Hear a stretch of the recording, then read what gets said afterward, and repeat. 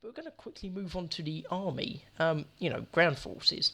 And there's been quite a few changes here. Now, I'm running out of time, so I'm going to have to go through these changes pretty quick. But we're going to look at the non-premium stuff first in the American tech tree, and that is with the M60. The two American tanks, the M60 and the M18 Super Hellcat. Now, the M60 is quite important because it is one of the first 60s tanks, or 1960s tanks, that we've got in the game. I believe the other ones are the T10 and the Leopard 1. And as you can see here, it's got pretty good armour. It's only 90mm thick, but because of the angling, it comes out more around 200. Unfortunately, it's got this big weak spot here, apparently, which is only 36mm thick around the turret ring. Now, it's possible there's more armour behind that, but I can't really. The turret doesn't seem to stretch down below that, so that's going to be a bit of a weak spot. The turret itself is pretty weak. 103mm effective thickness, and even the mantlet, the most thickest part of the tank usually, is only 128mm effective thickness. Again, it may hit the turret behind it. Oh yeah, it's actually got thicker armour behind it, so scratch that about the mantlet being not very thick. But the turret I sort of stand by it's got okay angling, but again, it's not very well armoured compared to some of the other tier 5 tanks. But it makes up for this in the ammo it uses. Armour piercing discarded sabot, anywhere between 322mm and 267 at 0 degrees. 30 degrees anywhere between 314 and 260, and at 60 anywhere between 125 and 104. And it gets HESH, high explosive squash head. This sort of the way it works, it basically you fire the shell and it's got like explosive inside it, and it sort of squashes onto the tank and explodes. And it's not meant to penetrate the tank. It's kind of meant to create massive amounts of spalling, which I don't know if spalling's actually in the game at the moment. Spalling's basically like your tank shell hits the tank and then it causes the inside bits of the insides to sort of fly off around the inside of the tank. And this is okay. It kind of works the same as heat. It's a standard. The penetration doesn't change according to distance, but 130 at 0 degrees, 112 at 30, and 64 at 60 degrees. The other ammunition is Heat FS, High Explosive Anti-Tank Thin Stabilised Shell, and this is pretty damn lethal. 400mm at 0 degrees, 346 at 30, and 199 at 60. So this should be able to deal with the tier 5 tanks that are in the game at the moment. I think this will do pretty good, this tank. It's battle rating 7.7, I'm guessing that's a placeholder. There's no way the 1960s tanks are going to be anywhere below 8, and I really hope they introduce like a battle rating 9 or something. Required RP is 38, or 380,000, sorry. They haven't actually added turret armour for some reason. Reloading rate's 10.8 seconds, turret rotation speed 20.4 degrees a second, so pretty fast reloading and turret rotation speed. Max speed is 30 miles an hour, so this is a pretty good tank. And it's got 4 crew, driver, commander, loader, and gunner. Now, one bit of armour I did forget about a second ago is up here, the commander's cupola. You can see it's only 35mm, or 25. Yeah, I think that's gonna be a bit of a weak spot, because as you can see here, that's where the commander is, so it's attached to the rest of the tank. Shell goes there, explodes, sends shrapnel down here. Or you could just keep shooting there, keep killing whoever replaces the commander, or kill the commander. Maybe he'll get replaced, maybe not, but either way, you're killing off one of the crewmen, making it less effective. The other addition was the Super Hellcat. This is basically an M18 with a M36 Jackson turret on the top. And you can see it's got 5 crew. Driver, machine gunner, loader, commander. Go to modifications, it gets the standard 90mm shells, that are already in game, I believe. So, with APCR 278mm at 500 metres, 0 degrees, 213 at 30 degrees, 64 at 60. Armour, again, really weak hull armour. It's just going to be penetrated easily. Okay turret armour. It's got a fairly thick mantlet. But again, at battle range 6.3, anything's going to be able to penetrate that, basically. Reloading rate's 8 seconds. Where's the rotation speed? Rotation speed 20.4 degrees a second. Maximum speed 45 miles an hour. What's the speed of the regular Hellcat? Can't find it. 45 miles an hour. So it should do a lot better. It's even got the same reloading rate. I suspect this may be again another placeholder, but we never know. Yeah, they've even got the same armor. So actually, ignore all that. That's basically a placeholder. We know the turret armor's a lot thicker than 25mm. Again, just to double check on the sides where we haven't got that mantlet skewing the results. Yeah, 31. So again, this is a placeholder. Although I'm guessing the battle rating's less of a placeholder, but again, will probably change. Well, it's got the placeholder of the M36. So yeah, take from that what you will. With regards to whether it's a placeholder or not. Now, the other change, or the other additions, are in the German tech tree. We've got 3 new vehicles. We've got the Panzer 35T, which is a new reserve tank. It's not got much armour. It's basically the same as the 38T, 25mm maximum at the front. The best it gets is 40mm at this particular area here, but you're just going to aim for the turret or the main hull area, and you're just going to penetrate easily. It's got only 2 crew in the turret, so commander and loader, and you've got a driver and machine gunner, who's not going to be much use. So, I suppose it's good to have another reserve tank, but it's not going to be all that good. Battle rating 1, turret rotation speed basically 11.9 degrees a second, reloading rate 4.3. The ammunition, it's got a slightly worse penetration than the 38T.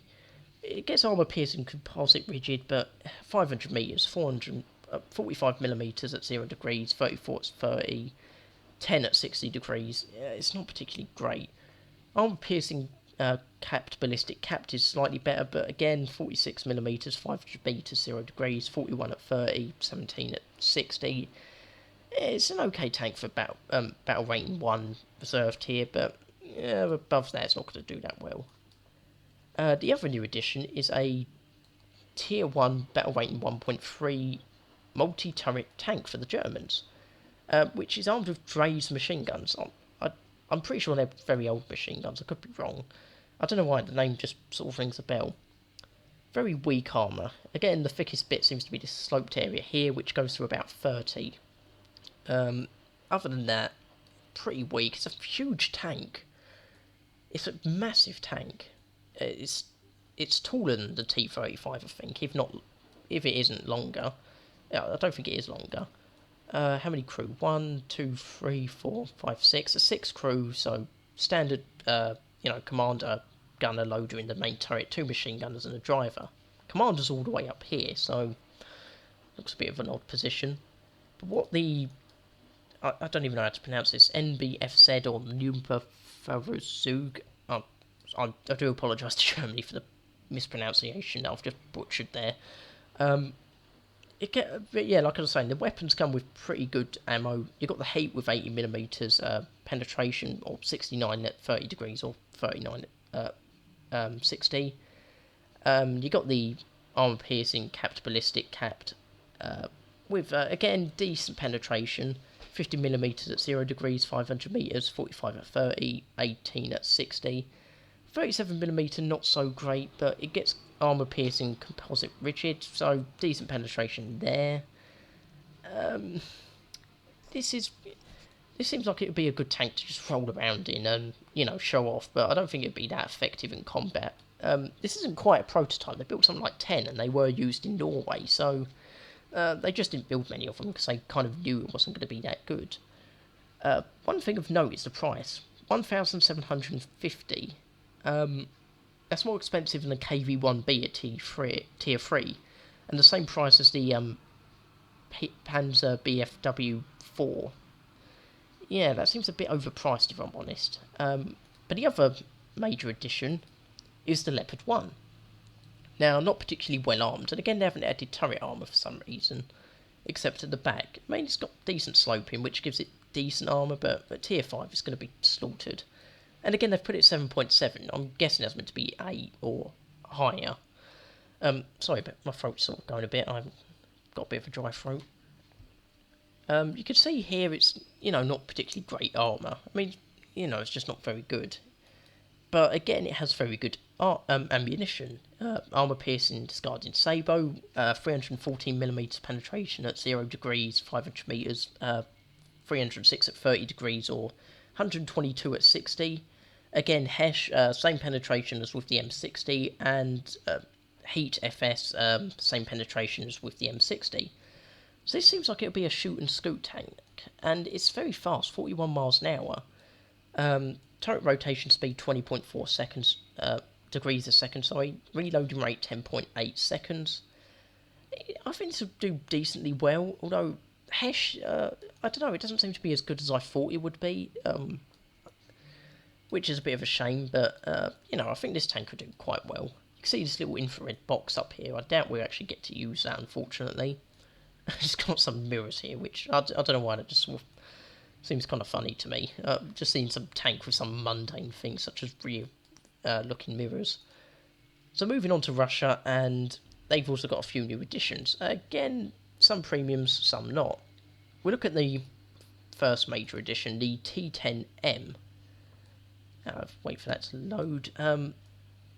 It's actually got less armour than the IS-4, which has 160 at the whole front.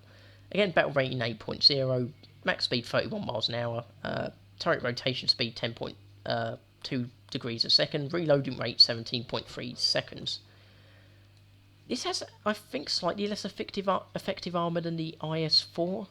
I believe the IS-4 around this point has around effective armour of about 240. If we quickly compare, I'll quickly go to the IS-4. Yeah, about effective armour 243, around the top, just before the driver's hatch, or if you go to the side, about effective thickness 260. The T10 I don't think ever goes above 230, was it we just had? Yeah, about 230, 240. Oh yeah, about 230 if you hit dead on, pretty much. And it's got less angle. This is 55, the IS-4's 61. The turret's, you're not going to aim at the turret, just forget about penetrating there. It's less angled, so I suppose you could have a chance of the new ammunition, but I wouldn't really try it. The rear is pretty easy to get through, the rear of the hull and the rear of the, or side of the hull. Again, quite sloped, but not particularly thick. But we'll check the new ammunition as well, because I'm assuming this has got new ammunition. Again, APBC, already got that, but also armour piercing discarding sabot and heat. Oh, so it doesn't get as much new ammunition. High explosive shell with 42mm penetration should be pretty good. So the APDS, 500 metres 0 degrees, 325mm penetration, 317 at 30 degrees and 126 at 60. Again, it should be able to deal with the M60. The M60 and Leopard should be able to deal with the IS-4. They may have a bit more trouble getting through that thick armour, but actually you could even hit here. Yeah, this is pretty thin. 157mm effective thickness at 30 degrees. So this is going to be a bit of a weak spot, I think, unless there's armour behind that, which I don't think there is. If we look at the X-ray, it should be able to punch straight through to the driver. It's also done a like commander and loader while we're looking at it. So yeah, this seems like a bit of a weak spot. Hard to hit, but, if you do miss, you're just going to hit above here, which is, still less armour than with the IS-4. So this is going to be a good tank with a good gun, but I don't think it's going to be as bad as I hear the IS-4 is. I've not actually played against an IS-4, so I don't know for sure, but I do hear they're pretty tough to take out. Now, the next tank is the T-26-4, and oh my god, it's a T-26 with a T-28 turret with ridiculously thin armour. Battle rating 1.3 apparently, although again could be wrong or placeholder. Yeah, ridiculously thin armour, driver, loader, gunner. How the hell did they put a turret on this thing without just flat out crushing it? Max speed 90 miles an hour, turret rotation speed 13.6 degrees a second, reloading rate 5 seconds basically, 5.2. Yeah, just shoot this thing anywhere and it's going to blow up. No, but It does get pretty good ammo, I think. Armor piercing, high explosive, ballistic cap. Well, it's not the best penetration actually, but I suppose at lower tier 1.3, it's not going to matter. You're going to punch through everything basically. Check the X-ray. Where's the ammo kept on this thing? For a 76mm gun, that doesn't seem to be that big, that ammo. Maybe it's just me, but I suppose you could get a lucky hit on the turret and just ammo rack it, or ammo rack it if you're shooting from the front. So yeah, that's the new T-26-4. And the other new tank is, or other new tanks, the SU-100Y and the T-34-100. We'll look at the SU-100Y first, because this is just, wow, it's just huge. And it's got a 130mm cannon with a, that's actually a naval cannon, I believe, which is just ridiculous. It's got 60-degree armour all around, but because of sloping, that can go up to about 120 at some places, or 130 in some places. Turret itself, pretty thick mantlet, 60 degrees but at the front, but because of sloping, 90, or you could go through the mantlet, which is again pretty thick, 60 degrees, then another 60 degrees. The sides would be easy to penetrate because it's just a huge slab, and same with the rear basically. But from the front, this could be a bit of a problem, possibly. Check the ammunition, because this is a naval gun. I suspect it will be, oh my god, that is ridiculously good penetration. Wait, that's weird. This is a 122mm gun, but it has 130.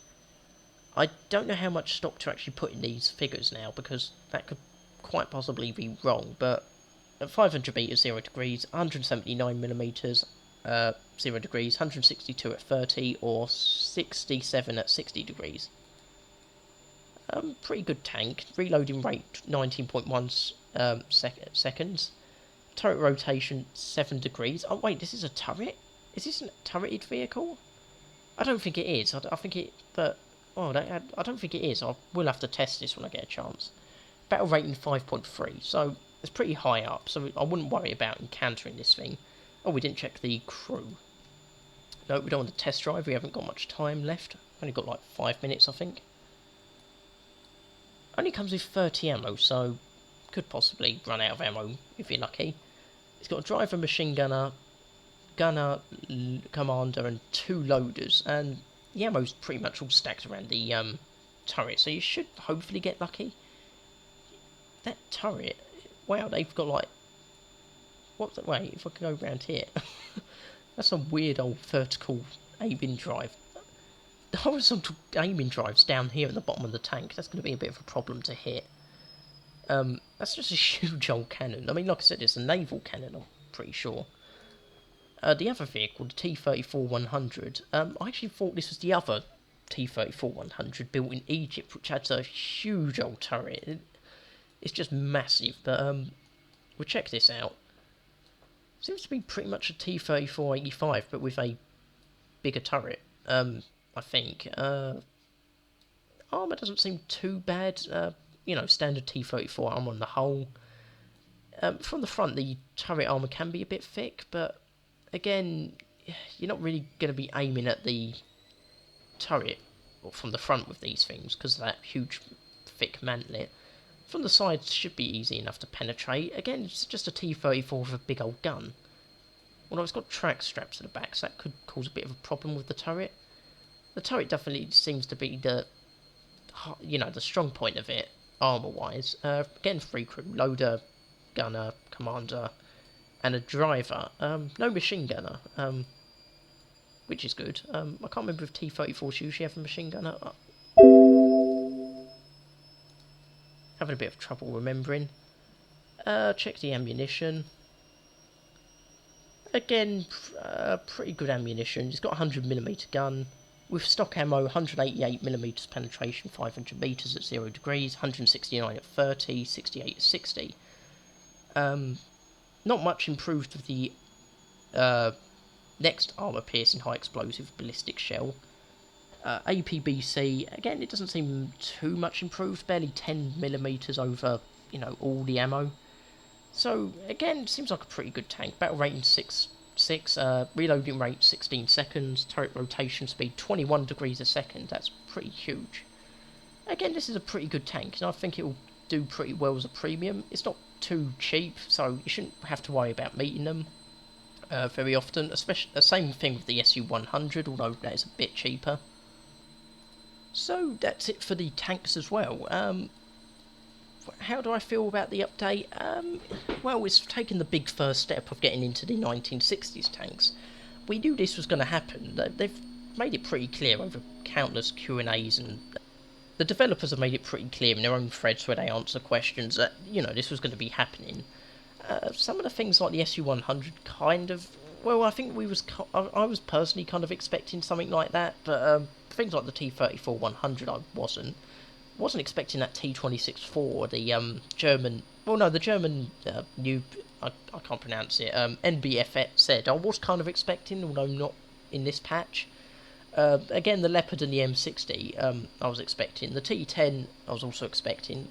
Originally, they was going to bring the Leopard in first, and then the T10 and M60 later, but they delayed this. What was the other American vehicle? It was the Super Hellcat, I couldn't remember. Someone actually commented in a previous video I did that this existed, and they did say, well, this should be added, and I didn't think it was going to be added so soon, but, you know, I was aware of the possibility of it being added. I think that's pretty much all the new vehicles added. Panzer 35T we'd already had confirmed a while back. What was I hoping in this? Again, I was hoping but not really expecting news on the British tanks. I think they're coming at the end of summer or autumn. The fall, I'm not sure when that is. That's not a term I usually hear in the UK. But I think that's like the end of summer, I think. Other changes, I wasn't really expecting anything else, to be honest. Tank-wise, at least. Yeah, I think that was pretty much it.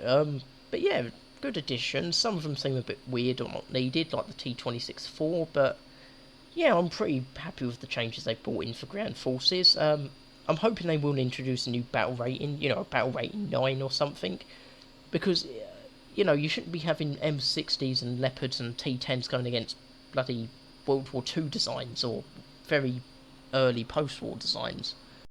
Well, anyway, that's it for today's episode. Hope you enjoyed it.